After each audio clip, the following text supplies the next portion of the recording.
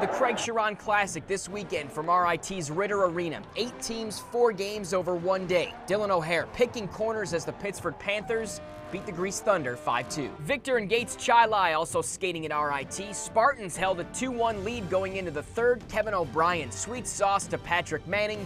Blue Devils complete the comeback, 4-2 the final. Finally, Penfield and Rush Henrietta wrap things up from the Ritter. Andrew Ebersol's clapper goes bar down. Patriots up by a pair, but the Royal Comets came back. This one ended in a 3-3 tie. Webster Thomas skated away with the first game 7-1 over Spencerport. Also in the high school ranks, Jake Zembeck's junior season ended in controversy. His decision on where to attend college, much less convoluted. Zembeck announced over Twitter he's verbally committed to Penn State. To the pro game, it's been no shave and no wins for the Rochester Americans over Movember. On Friday, the Amerks saw a rare win in overtime, thanks to Phil Veroni. I didn't have no legs to back check. So I was kind of the last guy coming back in the zone, and Greedle made a great play, bailed me out. He definitely didn't skate as fast back as he did on the breakaway. If the Moes were in their upright and locked positions smiling on Friday, they were resting and frowning on Saturday thanks to a loss in Binghamton. Jean-Gabriel Pajot's wicked wrister picks the bottle, and they bring the Amerks back down to reality, 4-2 the final. That's how 2 and 10 football teams play. Found a way to lose it in the end. The big club found a little more success this weekend, and it was thanks in part to this highlight reel-worthy goal from Tyler Ennis. The Sabres forward leaps through the crease and fires the shot with his back to the net.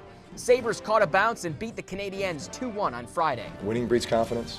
And winning can cure a lot of things. Wise words from Drew Brees, winning curing the blues for Sabres fans. Amerks forward Tim Schaller got his first NHL call-up on Saturday in Montreal. Buffalo forced a shootout. Jonas Enroth stops all 5 shooters, and Brian Flynn ends it in the 5th round. Look out, Sabres have won 5 of their last 6. To the National Football League, some have dubbed this a Super Bowl preview. The Patriots visiting the Packers. 4th quarter, Patriots trailing. Tom Brady hits Brandon LaFell in a tight window.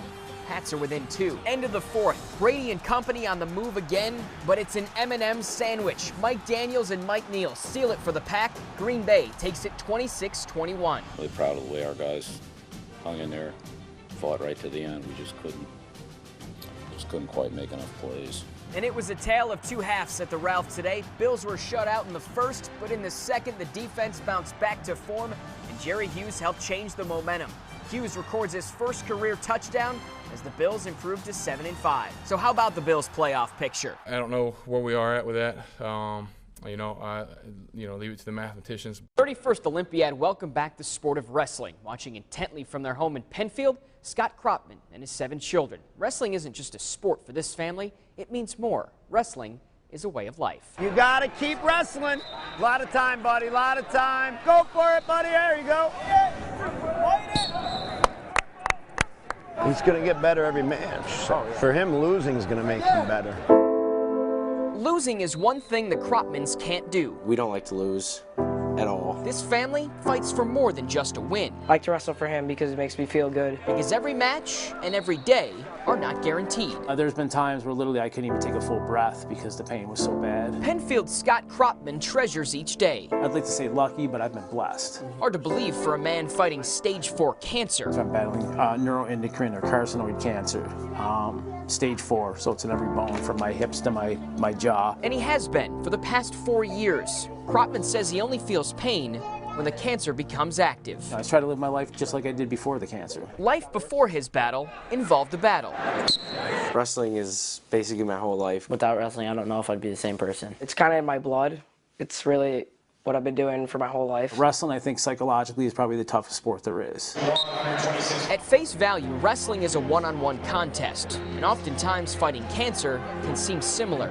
But the Kropmans are a team, on and off the mat. I always think that, all right, he gets up in the morning, he goes to work, he does all this stuff while he's fighting such a tough illness and such a hard battle. So if he can do it, I can do this. I mean, this is nothing compared to that. Between my family, my friends, God, I mean, and everything combined allows me to live every day, even in pain, what I'd like to say painless. So while the Kropmans continue to battle for their father, Scott fights on every day for them. My goal from here on out is to keep battling the way I battled and to really pave, the way for my younger kids that I paved for my older kids, and that I hope that they follow in the footsteps of, you have to work hard, you have to be determined, you have to have conviction, and you have to be willing to sometimes sacrifice things that maybe others don't have to sacrifice to get to those goals.